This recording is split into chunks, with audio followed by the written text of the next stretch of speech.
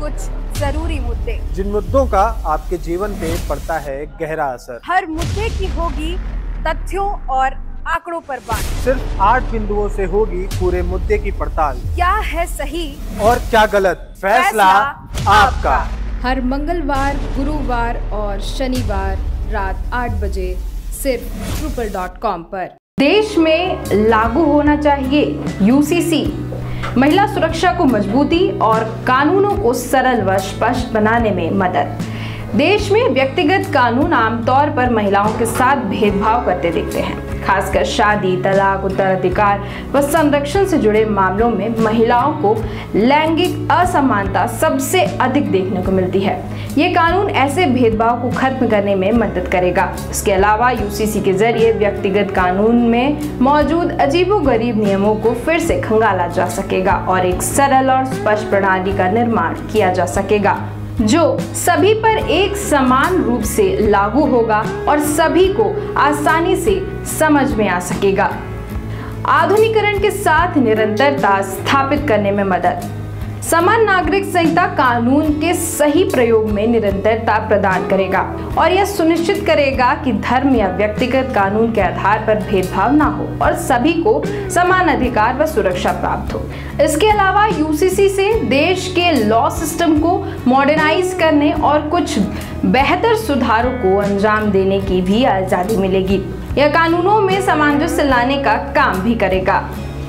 युवाओं की सशक्त सोच के अनुरूप आज देश में डिजिटल युग का युवा है जो ग्लोबल लेवल पर डिजिटली आगे बढ़ रहा है और देश के साथ साथ दुनिया भर की सामाजिक प्रवृत्ति और सामाजिक आकांक्षाओं में समानता की जांच परख कर रहा है। आज का युवा मानवता और सर्व समानता के ग्लोबल प्रिंसिपल से प्रभावित हो रहा है और यूसीसी युवा दृष्टि से भी उन प्रिंसिपल्स को लागू करने में मददगार साबित होगा।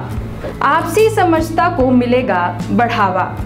समान नागरिक संहिता आम नागरिकों के बीच सामाजिक समझता को बढ़ावा देगा क्योंकि इसके तहत नियमों का सभी धार्मिक और सामुदायिक समूहों द्वारा अनुपालन किया जाएगा। तो जाहिर तौर पर यह सामाजिक तनाव और उपद्रव को कम करने में मदद करेगा।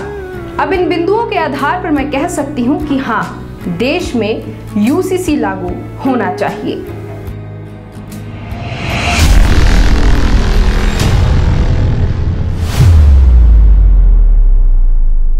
समान नागरिक संहिता यानी यूनिफॉर्म सिविल कोड लागू होना चाहिए या नहीं?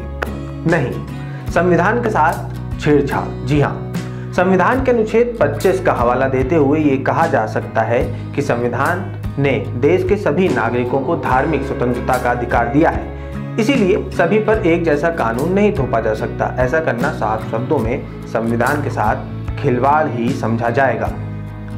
कई व्यवहारिक चुनौतियां।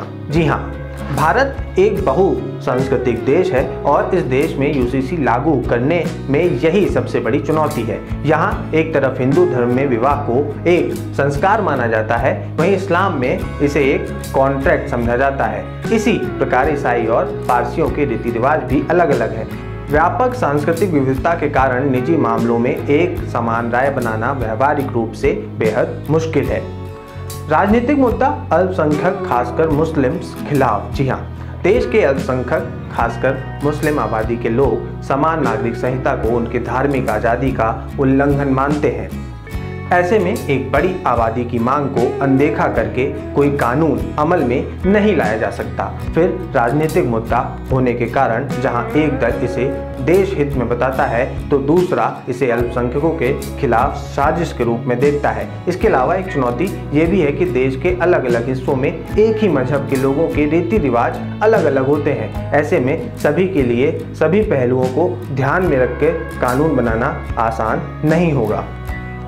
आम सहमति का अभाव और व्यक्तिगत कानूनों को संहिताबद्ध करने की जरूरत। जी हाँ, समान नागरिक संहिता के मुद्दे पर भारत में विभिन्न धार्मिक और सांस्कृतिक समुदाय के बीच आम सहमति का अभाव है। इसके अलावा यूसीसी लागू करने के लिए सभी व्यक्तिगत कानूनों को संहिताबद्ध किया जाना काफी महत्वपूर्ण होगा ताकि उनमें से प्रत्येक में पूर्वाग्रह और रूढ़िवादी पहलुओं को सामने रखकर मौलिक अधिकारों के आधार पर उनका परीक्षण किया जा सके।